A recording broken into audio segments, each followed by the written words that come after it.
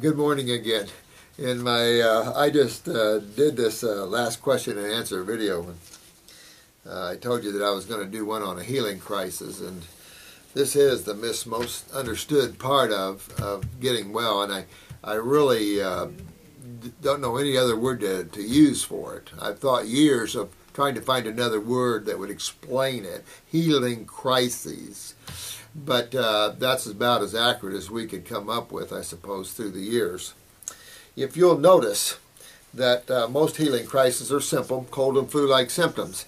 Now, cold and flu have always been called diseases, and you notice there's no cure for them because there is no disease to it. You notice those same symptoms match detox symptoms.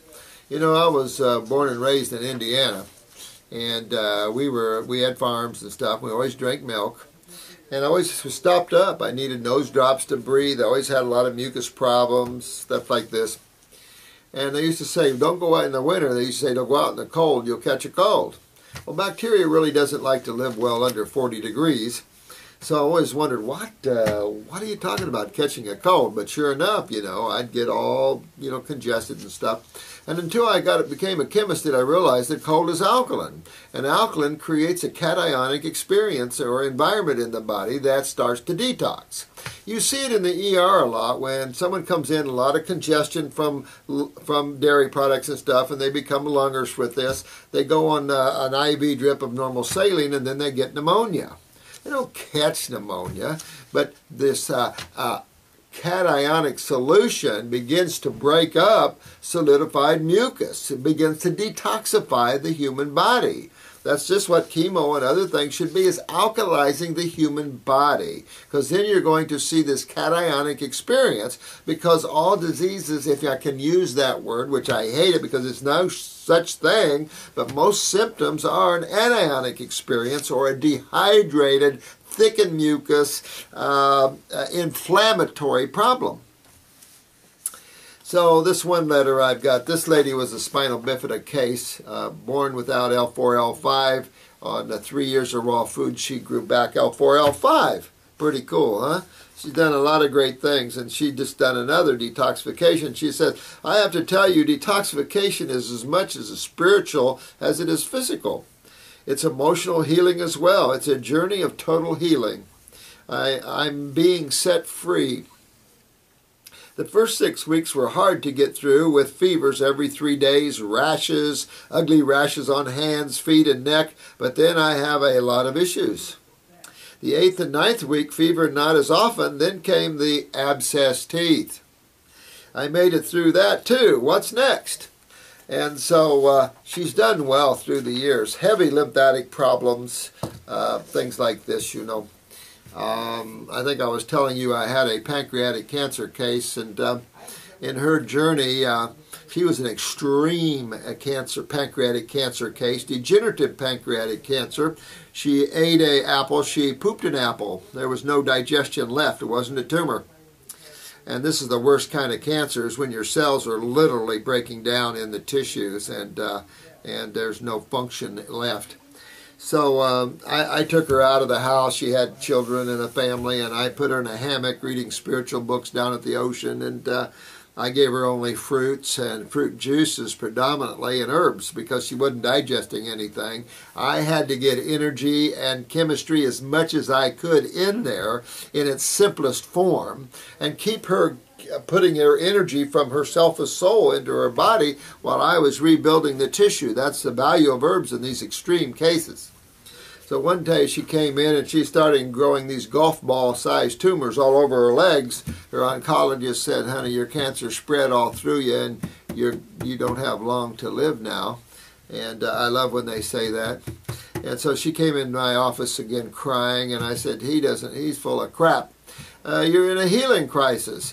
And sure enough, the weeks out, she had over 50 tumors on both legs. And then a couple of weeks out, I kept her pushing detox, raw, moving that out, high fruits. And in 2 weeks, there was no tumors left on the legs. Then a few weeks later, she came in. She said, how you been doing? She says, real well. She said, I've been to the dentist. I had a loose tooth. They pulled it out, and I've got another one over here. They're going to pull that out. And I said, no, you're in a healing crisis. And by the week's end, she had 7 abscesses and all her teeth were loose. And so I kept pushing her through this, and a couple of more weeks, all the gums had locked down, back down on the teeth, no abscesses, and she went on to another healing crisis. I've had blindness in healing crisis. I had paralysis during healing crisis. And I mentioned a few in these videos as we've come down. But old injuries come back. I remember I had a head-on car crash once and really tore the top of my head. And it always was tender, meaning it didn't heal well. Well, you were all working on our lymph systems, of course. And so when I got into the raw, boy, I tell you what, I started hurting just like I had the accident. And so that healed up and never had a problem since. And I've seen that through these years in all these cases, old injuries. And I've told you in a video yesterday about a quad that had severe scoliosis and a fractured femur that after 12 years realigned itself, pulled the back straight. I mean, these are neat healing crises. Healing crisis can be very painful. It can be not so painful. A lot of mucus coming out, mucus in the stools, mucus in the urine, mucus vaginally, mucus out of the nose, mouth. These are all healing crises. What's in, the body wants out when it is acidic and obstructive to itself. It'll pull out old things that are stuck in the body, splinters, things like this. It's neat to see what the body will do in detoxifying itself. When you're in a healing crisis, I highly recommend you stay on nothing but fruit, if not fasting, on water, especially light fruit meals. And you can take herbs during it, or you don't have to take herbs during it, but rest. Let your body take all that energy that you use to walk, to talk, to digest your foods. Let your body have that energy to clean and heal itself, because that's its job.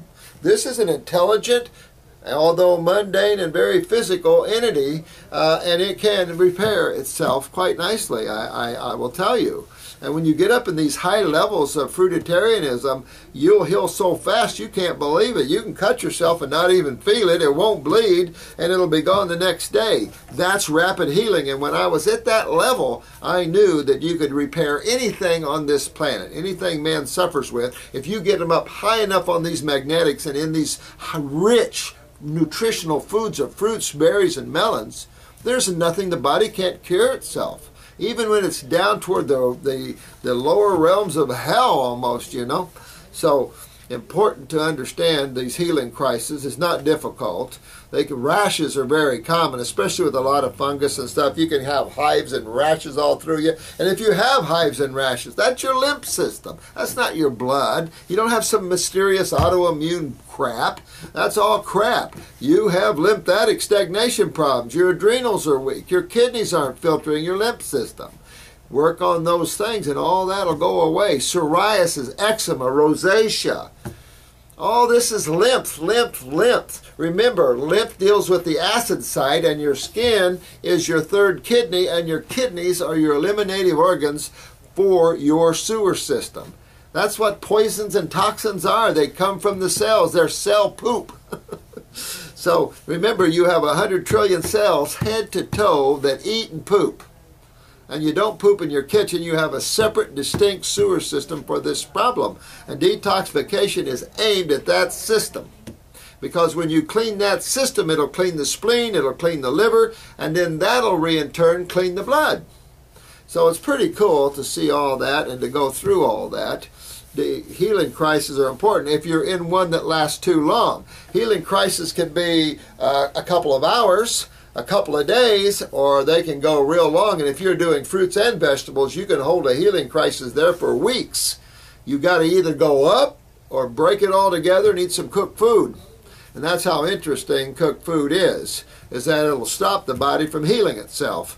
But in extreme cases, sometimes I've had to do that because the client couldn't take anymore, you know. Sometimes it'll rat you out if it's too painful and there's just too much misery involved in the body pulling this rancid stuff out of itself.